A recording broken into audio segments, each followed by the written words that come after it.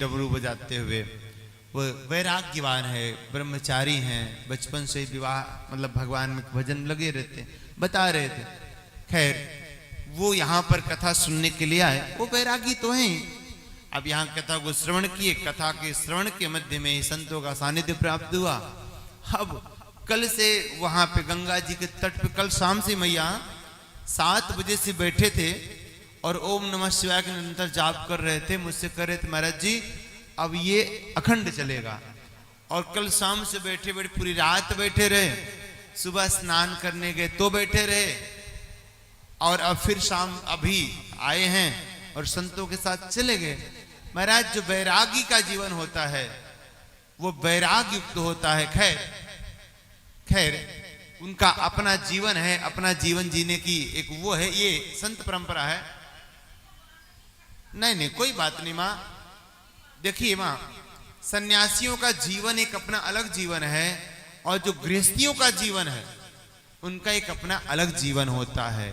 देखिए गृहस्थियों का मतलब ये नहीं होता कि घर परिवार को छोड़ करके चला जाए।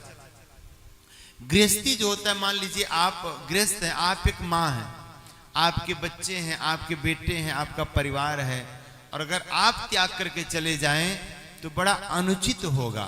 ये गृहस्थियों के लिए नहीं है। यहां पर लिखा कबीरदास जी ने कि मन के मारे बन गए बन तज बस्ती माहि, कह कबीर मन लालची कतहूं ठहरत नाय।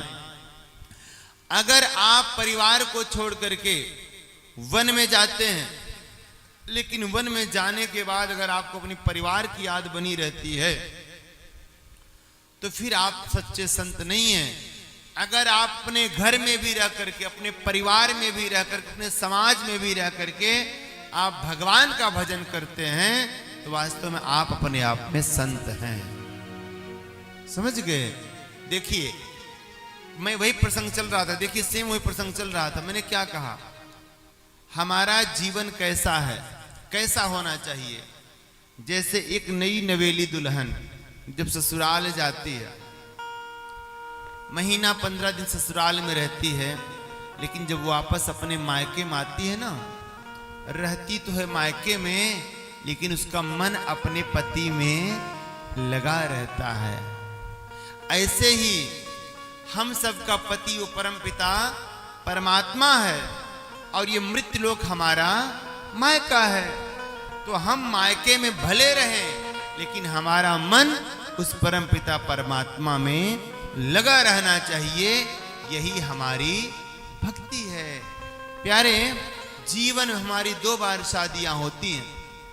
एक बार सांसारिक शादी होती है सांसारिक पति के साथ। जब हमारा विवाह होता है तो लाल चुनरी पहनाई जाती है, देवी को लाल साड़ी पहनाई जाती है, लाल जोड़े में दुल्हन तैयार हो जाती है और डोली पर बैठ करके जाती थी। 4-4 कंधे वाले लगते थे।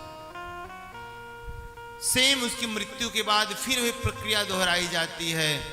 फिर उसका श्रृंगार होता है, फिर उसको सिंदूर पहनाया जाता है, फिर लाल साड़ी पहनाया जाता है और फिर 4-4 कंधी वाले उसको लेकर के जाते हैं। एक बार डोली और अर्थी दोनों मिल गए, दोनों ने आपस में वार्तालाप करनी प्रारंभ की। अर्थी ने डोली से कहा, अरे डोली 4 तुझ में लगे 4 मुझ में लगे, फूल तुझ पे चढ़े फूल मुझ पे चढ़े।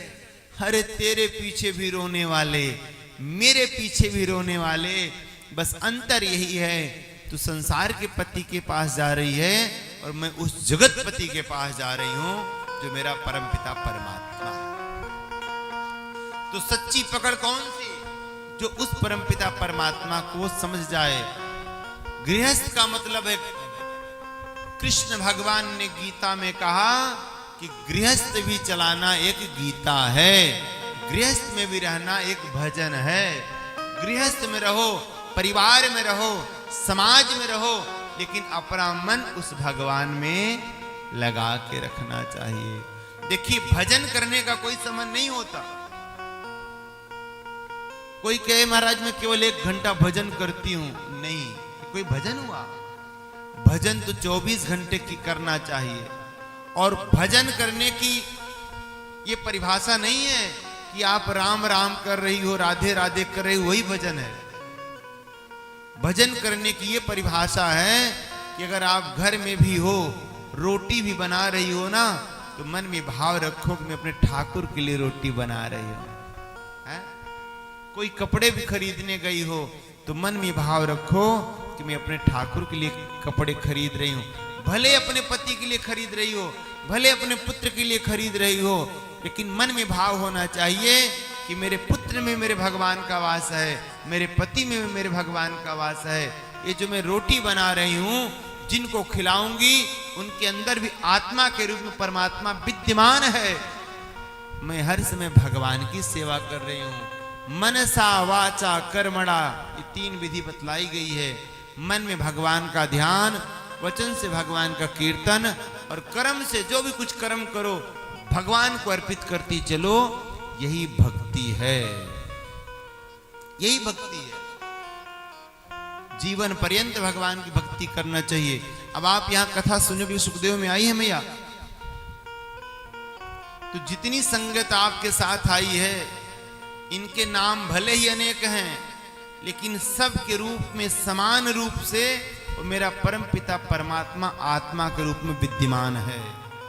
ये सारी मूर्तियां तभी तक चल रही हैं, उसमें मैं भी हूं,